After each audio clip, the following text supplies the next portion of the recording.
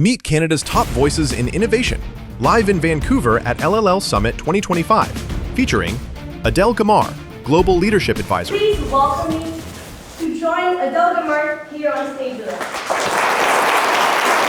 Thank you. You're making me blush. Oh my goodness. Please put your hands together for Isabel. She's, if Isabel tells me to be anywhere, I say when and how fast you need me to be there. But also for Mo and Reza, who are really the masterminds behind bringing us all together today. It's really a great honor and a privilege. I've never thought that people want to hear me talk. And so it's just so wonderful to see so many of you here. I have a microphone here and a microphone here, and I thought that's probably enough. And then I got 2 more mics here, so I hope you can hear me loud and clear. Here's what I've been asked and commissioned to share with you today. My hope is that my slides are going to turn up and that we won't have any glitches. And in the case that we do, there we go. I've been asked to address you today with the hope that I can leave you with a couple of thoughts that have been on my mind for quite some time. I do consult in the areas of leadership development. I have had the privilege to work with extraordinary clients, local, national, and international. And there are certain things that keep me up at night. Not only because I am trusted as an advisor to help organizations, countries, figure out how do we make the world a little better, but at the same time, as a professor where I look into the eyes of my students and I think, what is leadership if it is about me showing up with mics and a suit and a tie? What if we were to look at leadership a little differently? And so my thoughts around how do I share in the 20 minutes that I have with you on the theme and the topic of leadership that builds trust and drives growth, I'd like to share 3 big ideas. They're big in my mind. Big ideas in that how do we break through not only making sure that our organizations, if you're a private sector, is successful, but also if you're a public sector, how do we ensure that we leave the world a little better? And so here are my 3 thoughts. First, leadership is not about you. And the you here is the individual. I have more to say, but I'm just putting a plug of what to expect. The first big idea is leadership is not about you. The second big idea that I want to share with you is that we already have existing tools that can actually solve some of our organizational challenges, but frankly, and this might be a little audacious, some of our world's and global challenges. And last but not least, my final big idea to share on the theme of how do you build leadership, trust, and growth is to 3, share the spotlight and give credit. How's that sound for an agenda? Why 3? They're very easy to remember. 5, 6, I blabber on, and you might even stop writing notes. So here we go. The first notion is that leadership is not about you. I do practice in the space of leadership, and many executives, directors, managers, presidents, prime ministers call on me and my team to help them become better leaders. And I always get questioned, what is leadership? And there is a thought that roams around in the minds of people that leadership is a person. And that's my argument today, is that leadership is not a person. It cannot be about you. Now, if I'm, frustrating some of you, just bear with me. I'll get there very soon. It turns out that word leader or leadership has been around for a very long time.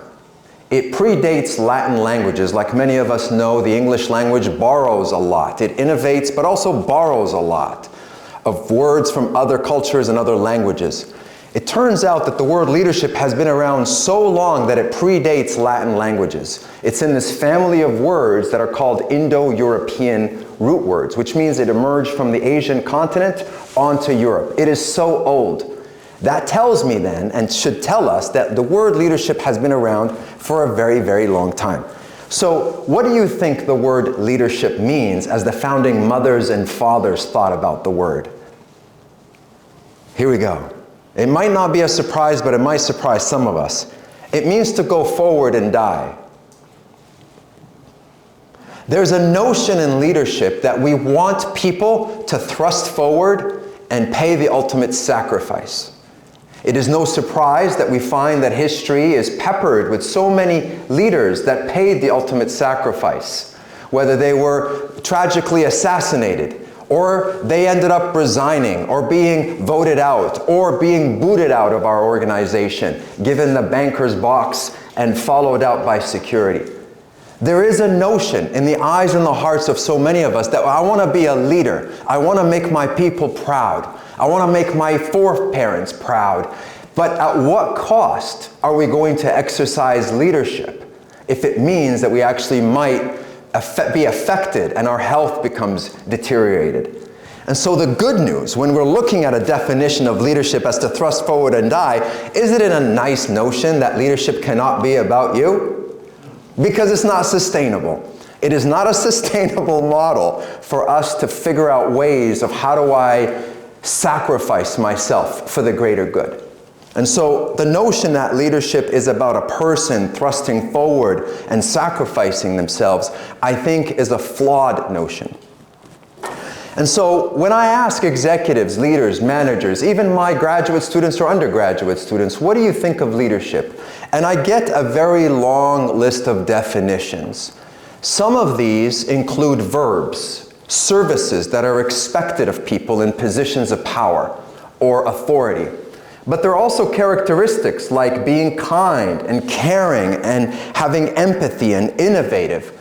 These are good qualities that I would argue are qualities of what it means to be a collaborative person, a good coach, a good manager, a good father, a good partner, a good citizen. So why do we isolate these to indicate that it's just a person who deserves a big salary in a corner office? Aren't these traits that we would want from each other? Aren't these traits that are at the core are very human qualities or human services? Why do we isolate them to say we need leadership as if one person can A, do all of this, and B, we're waiting for them to emerge, when in the end, they're probably not going to emerge. And if they do emerge, we're probably going to be very critical and say, who brought them in anyway? So, I want to offer for us to just reflect, what is leadership if it's not a person? Because all these people that I have demonstrated on the slide deck are really extraordinary people who've done extraordinary things. I'm a girl dad. I have 5 girls. So you better believe it, I'm going to be a Swiftie. So you know Taylor Swift is going to make it on my slide. But even Taylor Swift has achieved the extraordinary. People are willing to spend their hard-earned dollars to be entertained and inspired by her words, to forget the hardships of life, to wear sequin dresses and go and dance and celebrate. Even her, she provides a wonderful service. But I'm offering that I don't think that she has exercised leadership just yet. She's a great performer. As you look at others around here, Malala is an extraordinary, inspirational human being fighting for women's rights and girls' education.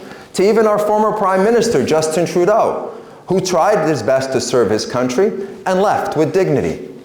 All of these people have achieved extraordinary things. And I want to put a plug for Christine Sinclair, because I don't want you to leave today thinking that Messi is the greatest soccer player to ever live. Mo Salah is the best player. Do you know who has the record goals internationally in the history of soccer? Who? No, not Ronaldo. Not God's hand, Maradona. The most goals ever scored by any human being, international goals, is Burnaby's very own Christine Sinclair. And the fact that we didn't know this indicates to me we've got a lot of work to do.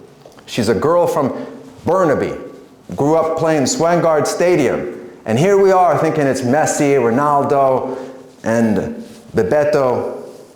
For the Brazilians in the room, he just, Bebeto, when he celebrated, he used to do this. So what is leadership if it's none of these people? I'd like to consider then, let's look at other words in the English language that have the word ship in it. And please, notice if there's any commonality in them. Friendship, citizenship, fellowship, partnership, apprenticeship, championship, membership, courtship, relationship. Go ahead and yell it out. What are you noticing as a common theme? Ship. Sorry? Ship. Okay, the fact that they have ship, yes? Give them their pizza. But what's common amongst them? There's another person. These are contingent to a relationship of more than one person. But we have this framing when we think of leadership as a person. We're just waiting for them to emerge. When other words in the English language that have ship require more than one person. And so this is the challenge that I'm offering us just to consider. Why do we think leadership is a person when it actually is not a person? It is a group of people.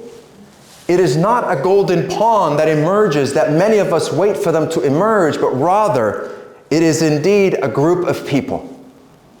Reframing how we see leadership as not a person but a group coming together to help make some progress on some challenge.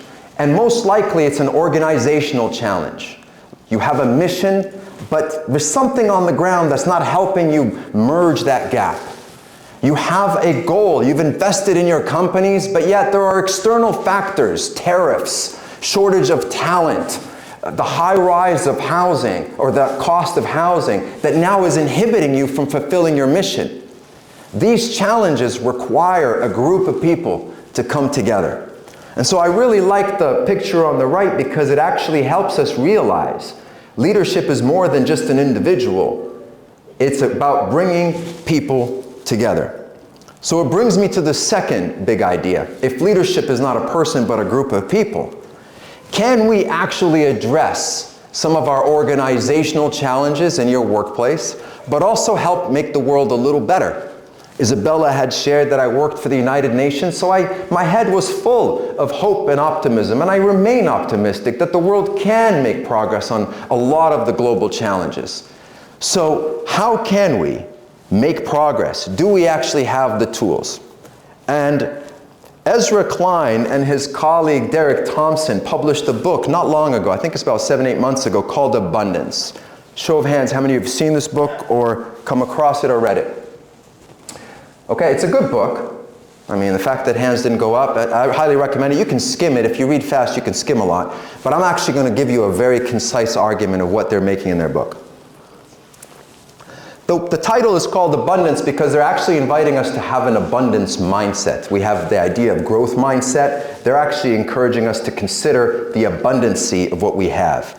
And one of the core premises of their book is that through exponential technologies, and AI is obviously fast, it's generating a lot, people are very excited about it, but they're arguing that we already have these tools, technologies, bold innovation, young talent, eyes wide open. The talent and the genius of our communities across the world are quite phenomenal.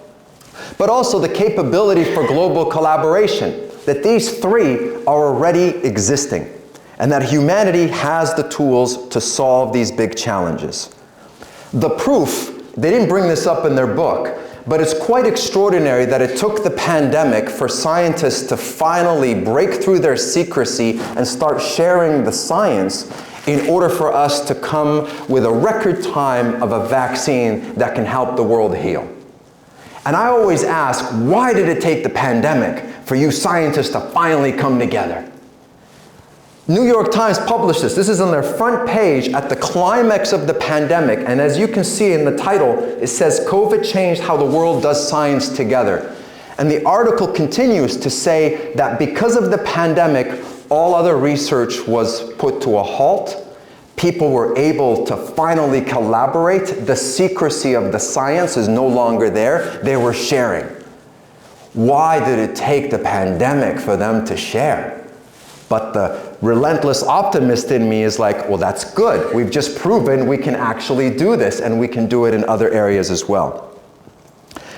One of the arguments that I think comes out of their books, because they actually highlighted a couple, is that Canada can actually embrace this abundance mindset. And I'd like to invite you to consider this abundance mindset, which is you have existing technologies, how do you leverage it? You have people who have bold ideas, let's think anew. And how do we collaborate? And I would like to share more on the collaborate in a minute. I mentioned that why did it take the pandemic for scientists to collaborate? I had the privilege to meet with Prime Minister Mark Carney, and I said to him, why did it take Donald Trump for us to finally talk about interprovincial trade barriers in this country? You see, everybody was talking about Trump and the tariffs. We don't have free trade in Canada. Provinces do not have free trade. But we're so busy talking about trading with Mexico and the United States. So I asked him, why did it take Donald Trump for us to finally talk about these trade barriers? He says, you're right. You're right. But I said, so what are you going to do about it? He said, I'm going to go to the White House. And he did. I don't know how successful he's been. It's been pretty hard. So how do we embrace this abundance mindset? I think at the core of it and the superpower of each and every one of us is our ability to collaborate. Remembering if the premise of leadership is not a person, but it's a group of people, then once you bring them together, the hard work is to collaborate. Harvard Business Review published an article, I forget the date now, a couple of years ago. Is that a couple? Time is racing by so fast. That's approaching 3 years ago. So still at the tail end of the pandemic. The title of this article is When Leaders Struggle with Collaboration. And if I'm offering that the core of leadership is bringing a group together to collaborate, well, let's take a look at what some of this research that they pulled out. They noticed in their research that it's not uncommon for talented people to find collaboration hard. So imagine, you've done your hiring, you've got your extraordinary team. HR has done their recruitment, the whole period where, what's the period when people have 3 months?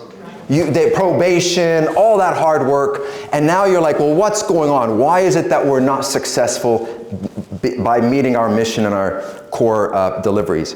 It turns out that collaboration is very hard, that it doesn't come naturally for people. Some of the reasons, and see if this applies in your workplace, people are siloed. They're not talking to each other. 2/3 of the research indicated that the reason people have a hard time collaborating is that they actually don't want to talk with each other. They don't bump into each other. They don't know who's who. They're just names on a box, on a Zoom call. Oftentimes their cameras are off. Well, how are you going to collaborate if that's the inhibitors? The other one, almost 1/3, have indicated that people in positions of authority don't have a vision of collaboration. And so if we're trying to address some of our organizational challenges, we've got to actually have a vision of collaborating. Senior managers don't want to give up control. People are very controlling. It turns out that ego is a problem. Good for us. Ego has been a problem ever since man was created. And by man, I'm gender neutral here. Please do not blame us men, even though it's very hard for us to collaborate.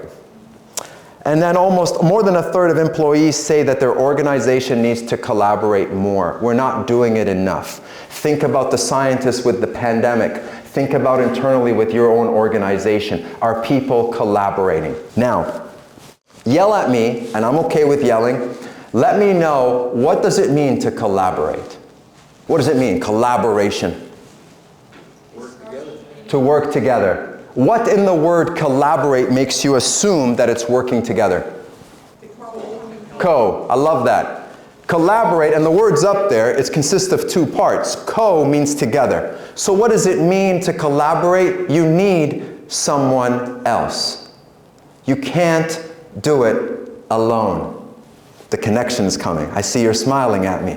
You're getting it. This is beautiful. Collaboration, you can't do it alone.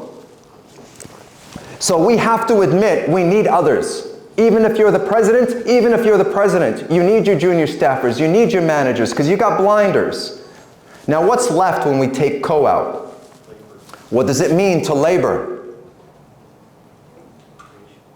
I told you to yell at me. You don't want to yell at me. Labor. What does it mean when something is laborious? It's hard work.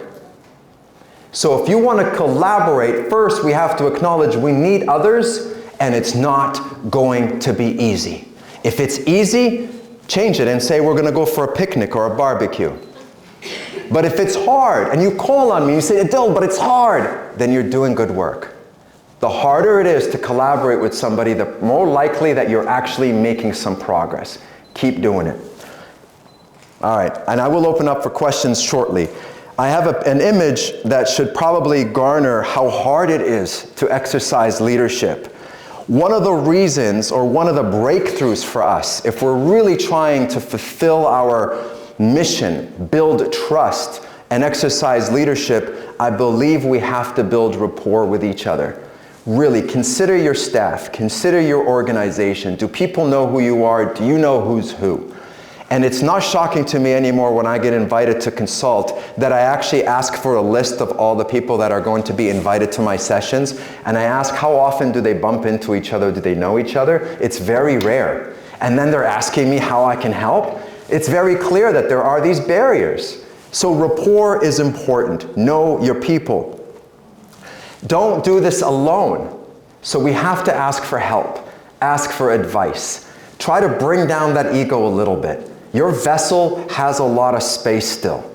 You're not full. Trust me. You haven't figured it out. Your accolades and your acronyms, that's to build your rapport with others, but admit the fact that you need others to help you grow and to help you learn and hopefully exercise leadership. Be open to new ideas. We need innovative minds. But I have to be honest, it's going to be very hard for us to be open to new ideas if we're so deeply anchored in our own. Be willing to be challenged and set your ego aside. It's very easy for me to say, very hard to do, I have to acknowledge. Value others equally, and finally, become someone that people can rely on. Be dependable. And I'm sure many of you have these qualities, but we can only get better. This picture, I hope, resonates, and the only reason I have politician here is because their lives are so public. But I can't imagine a harder job than to be at the White House and sitting across Mr. Donald Trump. Agree with him or not, he's a very hard negotiator. But if you've seen the first time that our Prime Minister engaged with him in the White House, it was just a master class of how you negotiate and talk. If you recall, he had said, Mr. Donald Trump, you know, there's certain things that are not up for sale. He's like, you're right. Like Buckingham Palace, for example. And he's like, you're right. You were at Buckingham Palace, weren't you? You met the Queen, yes. That's not for sale. And this house is not for sale. And he's like, you're right. And he said, likewise, I met with the owners of Canada, and they told me, Canada's not for sale. And then Donald Trump had this moment where he was like, okay, you're a good guy. And he had to, Mark Carney had to do that in order for us to connect with others, understand what's going to pluck their heartstring. It's easy to get mad and angry, but that's what everybody else has been doing. How do you bring an adversary, somebody you don't agree with, and how could you hold two different opinions at the same time and acknowledge each other with grace, with some love, with rapport? If you do this, I think you've exercised leadership. Because you brought the very people that others told you don't sit with them, don't talk with them, they're our competitors. Learn from them. Humble yourself. What did Kendrick Lamar say? Sit down. Be humble. Sit, and he said it a couple of times just in case you forget. Sit down. Be humble. The Reuters, Leah Millis pointed out, and she says, quote, despite recent tension between these two men, the men struck a friendly tone, at least in front of the cameras. All right, the final thought that I have for you, and I'd love to open up for questions. The third big idea is share the spotlight, give credit, lift people up, recognize people. Many of us don't walk around with a stamp on our head saying, do you know what I've done today for this many people? Stop and thank me. Most of us are very humble. Most of us do things not expecting people to recognize us. And that's a good thing. Because if leadership is not about you, but it's about the group, we should be very grateful that we helped a group of people make some progress, even if they cannot even remember who we are. They won't name a school after us. They won't erect a bust after us. They won't put our name on the wall, although it feels good when our name is on the wall. But if we're doing things, do it so that others are a little better off. And so the last big idea is share the spotlight and give credit. I don't know how much work went into this summit, but I know how much work goes into summits like this. And I know how many nameless, faceless people that brought us together. Most of you saw the sponsored ad, so you clicked. Interesting, click, and the videos, and something lured you here. What an extraordinary event. But there are so many nameless, faceless people that I don't even know who they are, but I know 4 of them. And so if I'm going to practice what I'm preaching about giving credit and sharing the spotlight, I want to acknowledge Mo Mohammadi. They did not tell me to do this. Mo Mohammadi, please stand. Please stand. And Reza Masanei, please stand. Rita, I haven't met you yet. I was told you're here, Rita in the back. And of course, one of the closest people to my heart, Isabel, please stand up. We wouldn't have been here. So this is a testament. If leadership is not a person but bringing people together, us being here, this has been a community and leadership, and I hope you found some benefit in this discussion. It's not a discussion, I was just one way. But I'd love for it to be a discussion. Mo, you promised me I have 4 minutes. So if there are any questions, I'm happy to answer. But if there aren't, I'm also happy to pass the microphone. I'm sure we've got a mic floating around if anybody has a question. If not, again, I am so comfortable with just getting out of your way. Yes, I see a hand. Are you okay without a mic? Yeah. Okay. Do you think that AI can be replaced by a leader? AI can... You think you're asking me if AI can replace a leader? I'm a little scared about that. You mean replace human beings in the terms of giving direction and telling us what to do? Isn't that scary? Like iRobot? I don't know. Look, I'm not an expert in AI. I'm just learning, and any true student of AI is still learning because it's generating so much. It's fast, it's growing very exponentially. I was just in Abu Dhabi advising the Prime Minister's office, and they just established a university in AI. And I'm like, by the time you build it, AI is probably going to be very different, but I commend you. There are certain things that are very human, that is important for us to highlight what those are, harness them, and develop them, and never lose sight of how important they are. The World Economic Forum publishes every year the global skills, like what skills are really at the core for future markets and what we need. I encourage you to take a look at that list. They're very non-AI. They are collaboration, rapport, trust. They're very human skills that it took AI for us to actually realize we humans cannot be substituted by machines because we have traits that are so important. Emotion. You can teach a machine to have emotion, but man, I can feel you right now. So yes, I'm excited about what AI can do in a lot of areas, in all areas, frankly. I'm excited, as everybody else should be. But I also don't want to lose sight of what are some important traits that are so critical. What is your name, sir? So, again? Siad? So a lot of the work that I do in leadership actually distill how can people have better conversations with each other? How can they build rapport with each other? How do they check in on each other? And these are very human characteristics that I'm seeing we're losing. Among many reasons, one of them is the excitement around AI.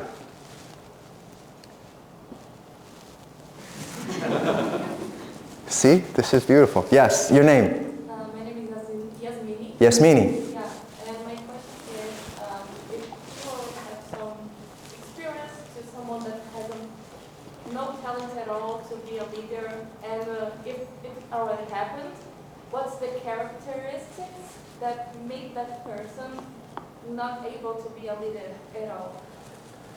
I don't think there are any characteristics that will inhibit anybody from exercising leadership. As that picture, if you recall, with people around the flip chart paper on the ground, I think we, first of all, need to acknowledge not everybody is represented around that table, so whose foresights and insights we need. And oftentimes they're faceless, nameless, people who don't have the authority like everybody else. I've had the privilege to advise the Obama administration. I was a grad student at the time. President Obama put together a task force called the 21st Century Policing Task Force. He wanted to reimagine what would policing look like to build safety, security. What was so awesome for me as a grad student is that the dean knew who I was and said to me, Adel, I think you'll be a good asset, a good resource to the Obama administration by advising that task force. And the first thing is, Yasmini, right? The first thing that came to my mind was, who am I? Why me? But then as I was in that room with the chairperson of the task force and he's asking for my opinion, it made me really understand and appreciate what the president was doing. He didn't know what to do. So he said, bring to me a group of people and make sure they're diverse enough from experiences, lived experience, but also insight, because innovation can come from anywhere. And that to me empowered me, and frankly, I've never lost that lesson till today, is look around who's in the room and ask yourself who's not being represented here. And it's not just DEI, which I value and is so vital, but if there are a lot of men around the decision-making table, that's a problem. I'm not here to debate it. That's a problem in my opinion. Do the research and find how flawed our decisions are if you have the same people wearing the same thing, talking the same language. So my invitation to those that are doubting themselves, but who am I? Because I was in that position, is trust me. Those people at those decision tables don't have the big picture either, and you need to be there. And if I can help in any way, facilitate that, just reach out. I don't know how, but the first premise is that if you undervalue who you are because you think you haven't done enough, that's a flawed understanding. You have a heart, you have a passion, you have a drive. Let's tap into that genius and find in what ways can you leave the world a little better. Excellent. Is that okay, Yasmini? Yeah. Thank you. All right, you're welcome. I don't want to assume you want to hear more of me. I'm assuming you don't want anymore. Your name in the back, is that okay? One more? I owe it to these. One more. Okay, they gave the go-ahead. What's your name? Keisha. Keisha? Keisha. Keisha? Yeah. Hiya. Sure. Nice. As a leader in multiple settings, how do you challenge yourself to be a better leader? I surround myself with people who challenge my mind and my way of thinking. A lot of them are alive, many of them are dead. Meaning, I read a lot. A lot of the challenges we have, ego is a real core. If you were to ask me, distill to me, Adel, what's standing in the way of collaboration and making the world a little better? It's ego.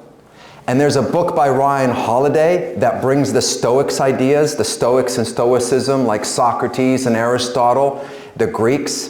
The Stoics distilled the problem to all pain is ego. So he titled his book, Ego is the Enemy. It's a nice little book. And so for me, I want to surround myself with people who challenge my way of thinking. And I actually am conscious, at least I try, I'm conscious to really see that I'm surrounding myself within an echo chamber. Keisha? Yep. Our algorithm on our phones are set up in a way to separate us so quickly. If you just pause for a millisecond, you're already being told what you should see or hear. So one way that I stay focused on learning and growing is that I identify the fact that there are people luring me away from others. And I want to be with people who I've been told that I should not be or sit with, and I listen. And I do as Kendrick Lamar advised us to do, which is sit down, be humble. Thank you very much, everybody. I hope there was some benefit. I appreciate you all. October 19th, 2025. UBC Innovation Center, Vancouver.